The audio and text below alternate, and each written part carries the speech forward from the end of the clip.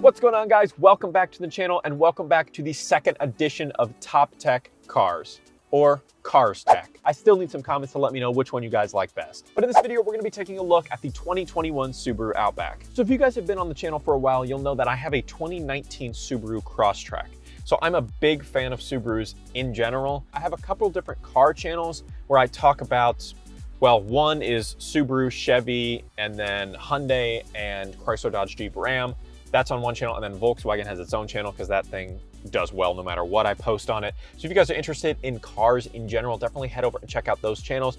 I make them for the dealership that I work for here in Louisville, Kentucky, and that is Bachman Auto Group. So if you're interested in them at all, or you need a car in the area or even outside of the area, definitely check the links in the description. I'll have links to all of those different channels. And if you want to watch a full review of the 2021 Subaru Outback, it'll be over on Bachman's channel. So definitely head over there, check it out. I'll have it linked above. So we're going to be taking a look at three specific systems. We're going to be taking a look at the camera system, not only the cameras on the front and back of the vehicle, but the Eyesight driver assist cameras that Subaru is famous for. We're going to be taking a look at something that they call the driver focus distraction mitigation system. That's the second thing. And then the third and final thing we're going to be taking a look at is this beautiful 11.6-inch display here on the Outback. Let's get into it. So let's start with the camera systems. Now you actually have four cameras here on the Outback. One facing forward, one facing out the back as your standard rear view camera, and then you have a double camera system up top that is Subaru's famous Eyesight driver assist system. Now the front facing camera works just like the rear camera, except it allows you to kind of see, the curb, or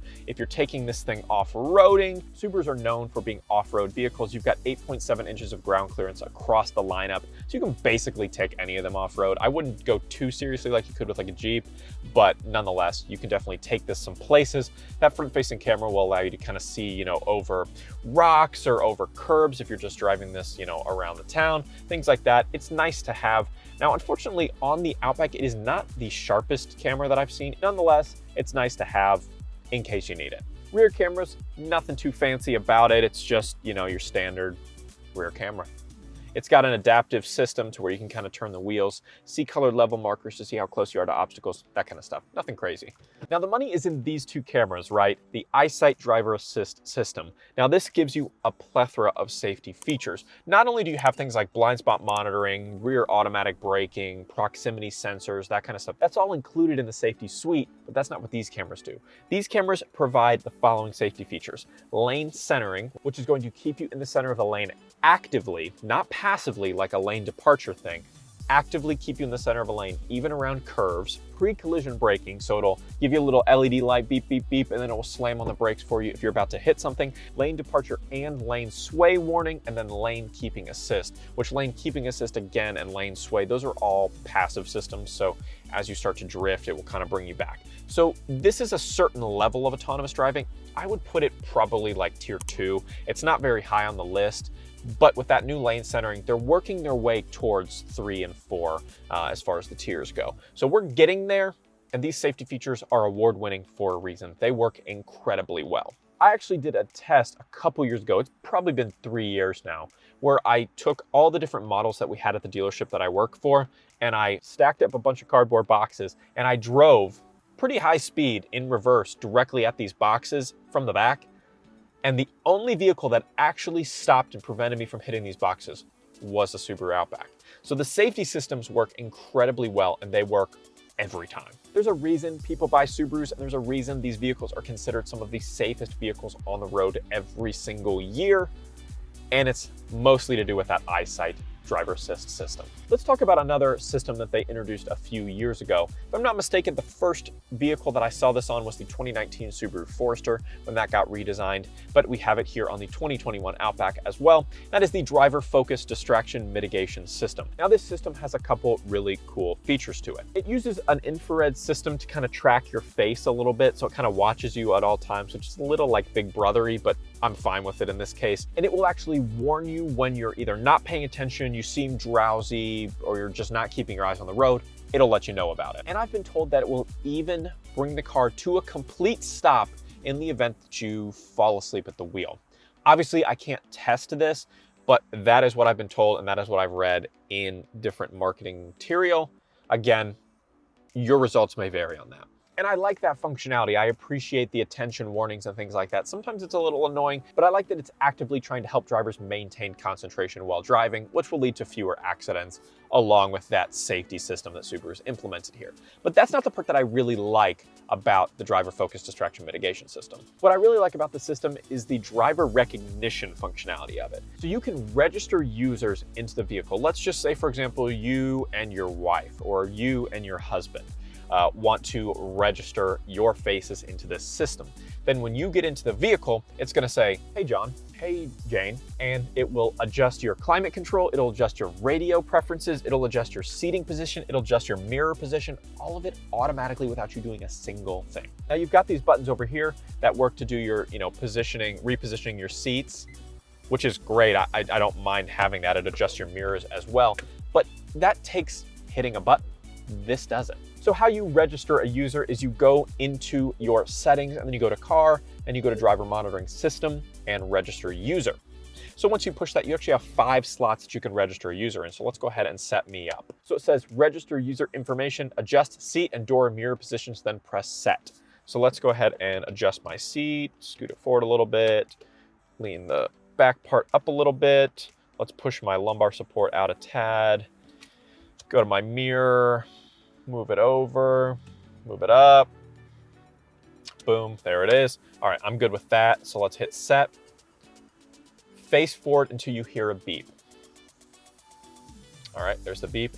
User 1 registered input name and icon. So I'm gonna go ahead and put my name in, and then you can pick one of 8 icons. So I'm gonna do the dog footprint and hit set. There it goes, hello Lewis, and I am registered. So let's go ahead and test the system here. So I'm gonna move the seat way back, lean it way back. I'm gonna move my mirror way down. Just make it as dramatic as possible for, our purposes. So I'm going to turn the car off. I'm gonna get out. And then I'm gonna get back in and see how we do. Hello Lewis on the screen, and you can see it's already moving me forward. I didn't even have to turn the car on. It just knows it's me. Scooted me all the way forward. It's leaning my seat all the way up, and my mirror is back to where I set it. So absolutely awesome. And again, this will work with 5 users. So you can go in, add you, your wife. If you have a teenage kid that's starting to drive, you can put them in there. It's awesome. Super cool system.